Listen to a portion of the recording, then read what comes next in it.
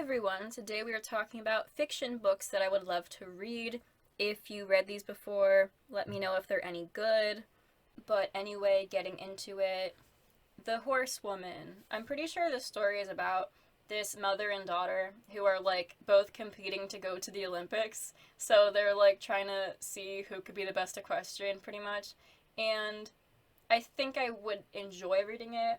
There are some reviews that make me question if I would like to read it or not, but I feel like there isn't enough horse-related stories. I mean, the ones that I find are very, like, romance-centered, and I don't want to read that, Like, I'm here for the competition, not the romance story.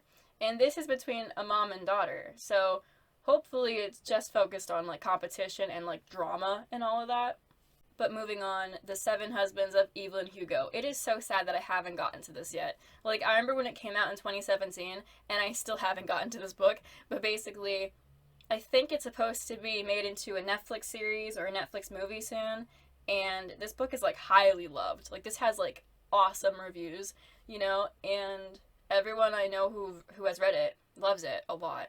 But yeah, hopefully if I ever read it, I'll like it a lot. Next up is The Shadow of Perseus. I believe this story is about, like, the women in Greek mythology, a few of them who are gorgons, and I'm pretty sure they either get into really bad drama with Perseus, or Perseus, like, turns on them. There's, like, some type of problem. Yeah.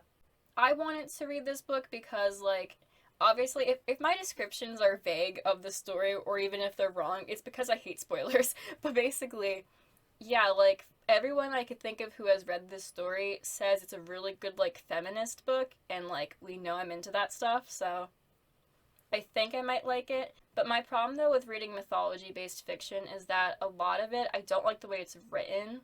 However, I saw a preview for this, and I did like it, so hopefully I would enjoy reading it, but I'm not going to know until I actually do read the book. But moving on, I really do love stories that are like competition, drama. Like, I grew up reading equestrian, like, series where they would compete to be the best equestrian, the best Olympian, the best, competitor.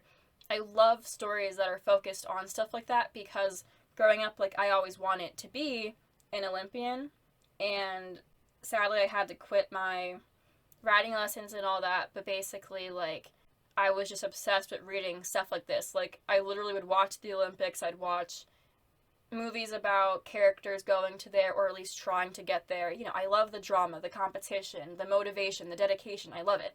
And this story is about a gymnast. This story is called Tumbling, and basically they have to get to the road to Olympics and try to be the best gymnast ever, work harder than anybody, be the most talented, sacrifice everything.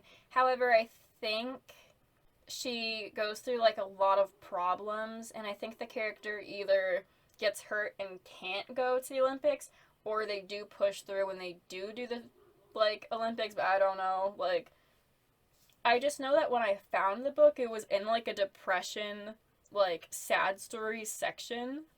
Maybe it was misplaced, obviously, but I do want to read this a lot. I love stories that are, like, Olympics involved.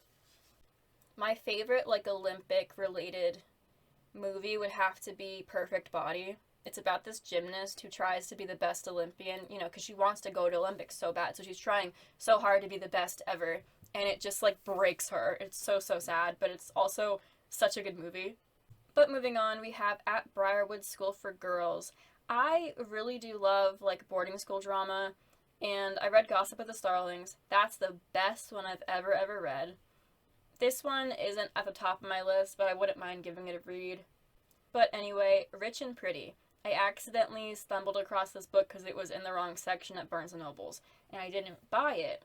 However, it's basically about these sisters, and I think it's full of drama, but I'm not really sure. Some reviews say they don't like it, other reviews say it's really, really great, so I guess it's like, you either love it or you hate it.